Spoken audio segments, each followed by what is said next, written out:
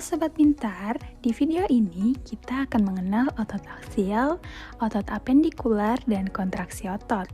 Otot-otot yang membuat tubuh kita bisa bernapas, bergerak, serta bisa menjaga postur.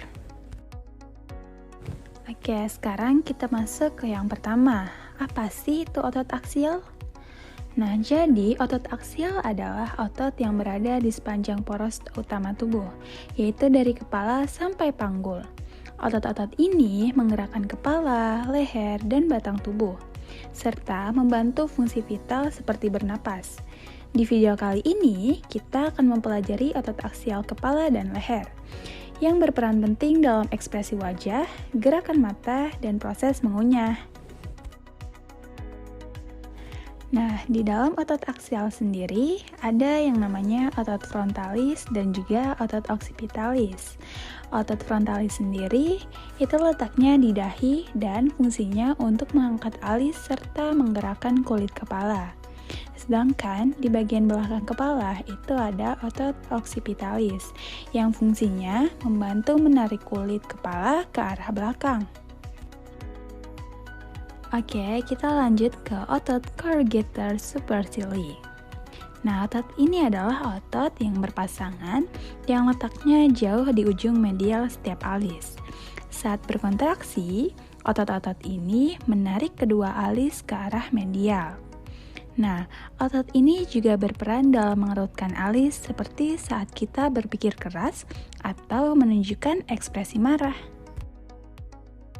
Otot orbicularis oculi adalah otot berbentuk cincin yang mengelilingi mata yang fungsinya untuk menutup kelopak mata, berkedip, dan mengekspresikan wajah seperti menyipitkan mata atau tersenyum, serta berperan juga dalam membantu mengalirkan air mata.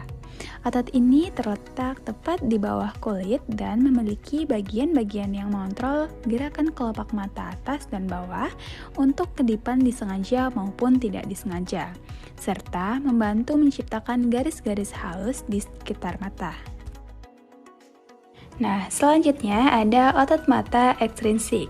Otot mata ekstrinsik sendiri dibagi menjadi 3. Pertama ada otot rectus, yang kedua ada otot oblik, ketiga musculus levator palpebra superior. Pertama, otot rectus itu terdiri atas 4 otot. Yang pertama ada rectus superior, yang fungsinya menggerakkan mata ke arah atas atau elevasi. Yang kedua ada rectus inferior, yang fungsinya menggerakkan mata ke bawah atau depresi. Selanjutnya ada rectus medial, yang fungsinya menggerakkan mata ke arah hidung atau aduksi.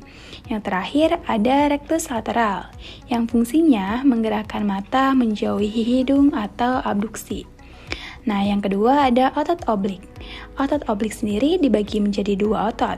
Yang pertama ada oblik superior, yang fungsinya membantu memutar mata ke dalam atau intorsi. Kedua ada oblik inferior, fungsinya membantu memutar mata keluar atau ekstorsi. Nah, yang ketiga ada musculus levator palpebra superior, yang fungsinya mengangkat kelopak mata ke atas. Nah, berkat otot-otot ini, kita dapat melihat ke berbagai arah dengan tepat. Kemudian ada otot orbicularis oris. Otot ini adalah otot yang melingkar di sekitar bibir. Otot ini berfungsi untuk membantu kita berbicara, meniup, dan membentuk berbagai ekspresi wajah. Lanjut ada otot buccinator. Otot ini berada di pipi dan fungsinya membantu proses mengunyah, meniup, serta menjaga makanan tetap di antara gigi. Nah, yang terakhir ada otot masseter. Otot masseter adalah salah satu otot pengunyah utama. Otot ini mengangkat rahang bawah saat kita mengunyah makanan.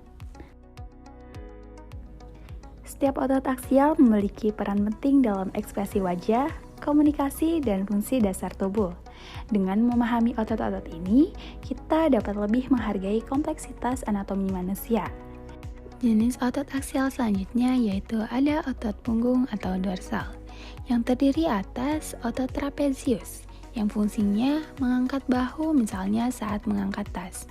Kedua, ada erector spinae, fungsinya untuk menjaga postur tubuh tetap tegak. Yang ketiga, ada otot multifidus, untuk menstabilkan tulang belakang saat bergerak. Yang keempat, ada otot rotatores, membantu rotasi tulang belakang. Jenis selanjutnya ada otot batang tubuh atau ventral, yang terdiri atas otot toraks atau dada, dan juga otot perut. Otot perut sendiri dibagi menjadi dua, yaitu ada rectus abdominis dan juga otot oblik. Jenis otot aksial yang terakhir yaitu dasar panggul, yang fungsinya menopang organ panggul seperti kandung kemih, usus, serta rahim. Selanjutnya, kita akan bahas mengenai otot apendikular. Oke, sekarang kita akan belajar mengenai otot-otot apendikular. Sebelumnya, apa sih itu otot apendikular? Otot apendikular adalah kelompok otot yang melekat pada rangka anggota gerak, yaitu lengan dan kaki, serta berfungsi untuk menghasilkan berbagai gerakan tubuh, seperti mengangkat, berjalan, berlari, dan memegang benda. Otot-otot ini bekerja sama dengan tulang dan sendi untuk memungkinkan gerak aktif, kuat, dan terarah dalam aktivitas sehari-hari. Nah, otot apendikular ini dibagi menjadi dua bagian. Yang pertama, otot pada gelang pektoral dan anggota tubuh bagian atas, serta otot pada sabuk panggul dan anggota tubuh bagian bawah. Kita bahas dulu yang pertama, otot-otot pada gelang pektoral dan anggota tubuh bagian atas. Fungsi otot ini yaitu untuk menggerakkan anggota tubuh bagian atas. Nah, sesuai dengan fungsinya dibagi lagi menjadi 4 bagian.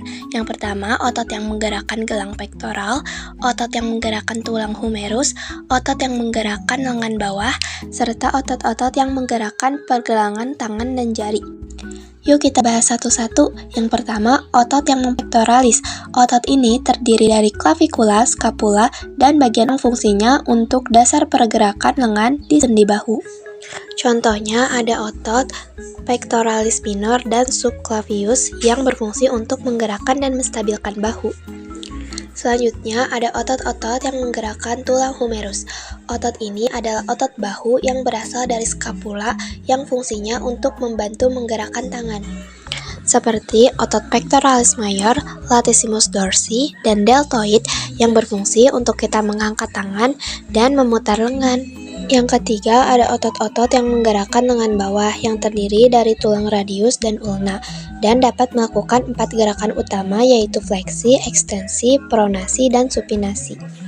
Contohnya ada otot bicep brachi yang berfungsi untuk fleksi siku dan otot tricep brachi yang berfungsi untuk meluruskan siku.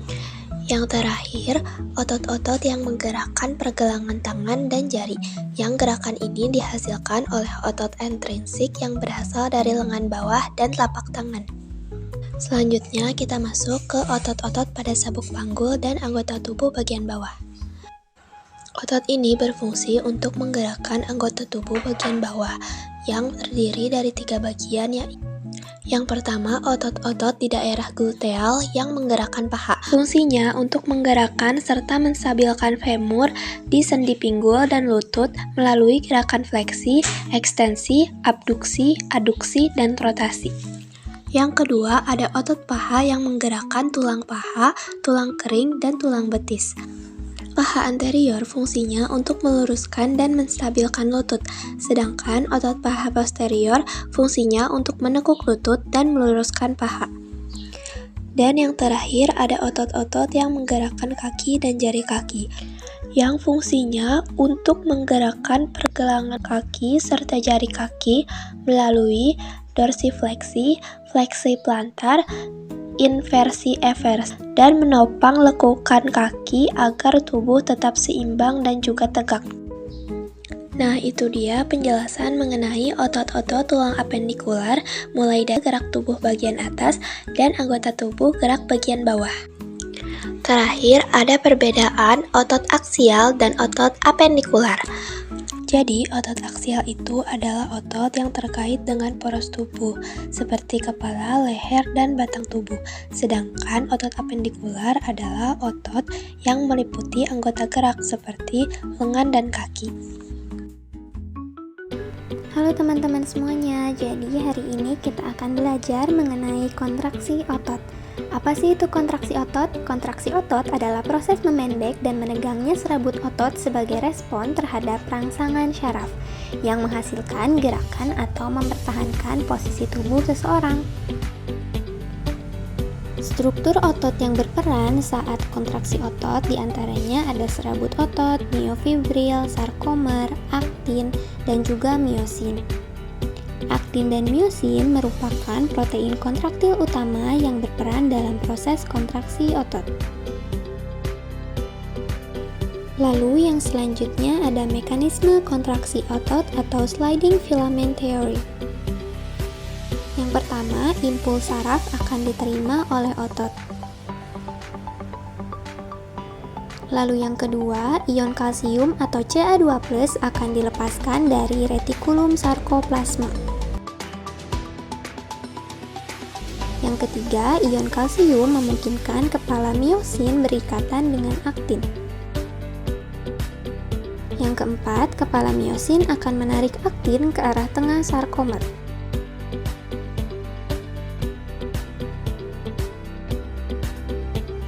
Lalu yang kelima, sarkomer akan memendek sehingga otot akan berkontraksi. Dan yang terakhir, saat rangsangan berhenti, kalsium akan kembali disimpan dan otot akan mengalami relaksasi.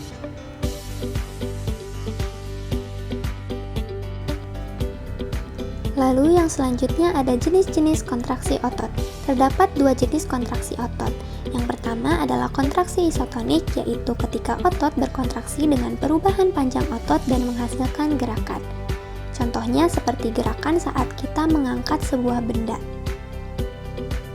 Yang kedua ada kontraksi isometrik, yaitu ketika otot berkontraksi tanpa perubahan panjang otot. Contohnya seperti menahan posisi atau mendorong dinding. Ada beberapa fungsi dari kontraksi otot. Yang pertama, untuk menghasilkan gerakan tubuh. Yang kedua adalah untuk mempertahankan postur dan juga keseimbangan. Dan yang ketiga adalah untuk membantu sirkulasi darah dan juga fungsi organ. Berikut merupakan contoh kontraksi otot dalam aktivitas sehari-hari. Yang pertama ada berjalan, lalu yang kedua menulis, yang ketiga mengunyah, dan yang terakhir mengangkat tangan.